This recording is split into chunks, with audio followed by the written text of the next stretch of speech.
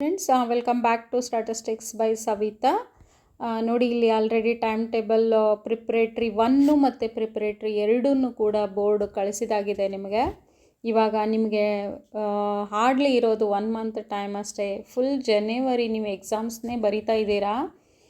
ಈಗ ನೋಡಿ ಎಕ್ಸಾಮ್ ಬರೀಬೇಕಂತಂದರೆ ನೀವು ಫಸ್ಟ್ ಟೈಮ್ ಟೇಬಲ್ ತರವಾಗಿ ಸ್ಟಡಿ ಮಾಡಿಬಿಟ್ಟು ಅದರ ಪ್ರಕಾರ ನೀವು ಅಲ್ಲಿ ಯಾವ ಸಬ್ಜೆಕ್ಟ್ಸಿಗೆ ಟೈಮ್ ಇಲ್ಲೋ ಅದನ್ನು ಪ್ರೀವಿಯಸ್ಸಲ್ಲೇ ಮೊದಲೇ ಮಾಡಿಟ್ಕೋಬೇಕು ನೀವು.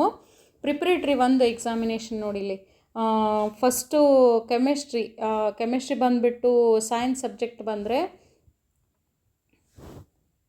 ಇಲ್ಲಿ ನೋಡಿ ಕೆಮಿಸ್ಟ್ರಿ ಆದ ತಕ್ಷಣ ನೆಕ್ಸ್ಟ್ ಡೇನೇ ಫಿಸಿಕ್ಸ್ ಇದೆ.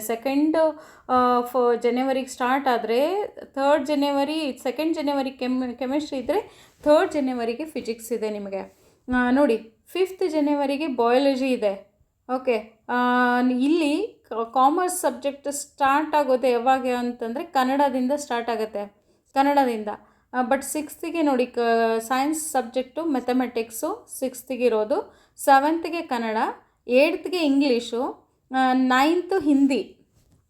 ಹೌದಾ, ನೆಕ್ಸ್ಟು ಹಿಂದಿ ಆದ ತಕ್ಷಣ ಇಲ್ಲಿ ಮತ್ತು ಬೇರೆ ತಮಿಳು ತೆಲುಗು ಬರುತ್ತೆ. ಇಲ್ಲಿ 10th ಕೂಡ ಬೇರೆ ಇಲ್ಲಿ ಸಬ್ಜೆಕ್ಟ್ಸ್ ಬರುತ್ತೆ, ಆಪ್ಷನಲ್ ಸಬ್ಜೆಕ್ಟ್ಸು. ಮತ್ತು 12th ಎಕನಾಮಿಕ್ಸು, ಕಾಮರ್ಸ್ ಸಬ್ಜೆಕ್ಟ್ನವ್ರಿಗೆ economics. Next business studies 13th.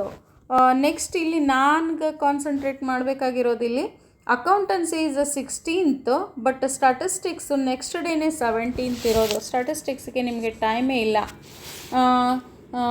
Students ನೀವು ಮೊದಲೇ ಮಾಡ್ಕೊಳ್ಬೇಕಾಗತ್ತೆ. ಅದಕ್ಕೆ ನೀವು ತರವಾಗಿ ನನ್ನ ವಿಡಿಯೋಸ್ ಎಲ್ಲ ರೆಫರ್ ಮಾಡಿಬಿಟ್ಟು ಮೊದಲೇ ಮಾಡಿಟ್ಕೊಂಡ್ಬಿಡಿ. ನೀವು ಏನಾದರೂ ಬಂದಿಲ್ಲ ಅಂದರೂ ಕೂಡ ನನಗೆ ಕಮೆಂಟ್ ಮಾಡಿ.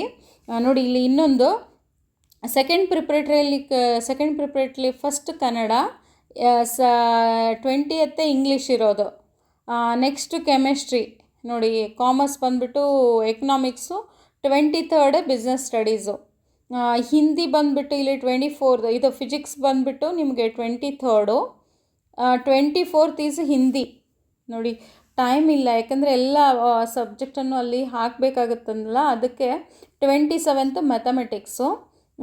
ಮತ್ತು ಇಲ್ಲಿ ಸ್ಟಾಟಿಸ್ಟಿಕ್ಸ್ ಬಂದುಬಿಟ್ಟು 29th, 30th ಈಸ್ ಅಕೌಂಟೆನ್ಸಿ. ನೋಡಿ ಇದು ನಿಮ್ಮದು ಸೆಕೆಂಡ್ ಪ್ರಿಪ್ರೇಟ್ರಿ ಎಕ್ಸಾಮಿನೇಷನ್ನು. ಅದಕ್ಕೆ ಇದನ್ನು ನಾನು ಇವಾಗಲೇ ಹೇಳ್ತಾ ಇದ್ದೀನಿ, ಇದು ಅಲಾರಾಮ್ ಇದ್ದಂಗೆ ನಿಮಗೆ ಮಾಡಿಕೊಳ್ಳೇಬೇಕಾಗುತ್ತೆ. ನೀವು ಸ್ಟೂಡೆಂಟ್ಸ್ ಫಸ್ಟೇ ಪ್ರಿಪೇರ್ ಆಗಲೇಬೇಕಾಗುತ್ತೆ. Thank you for watching the video.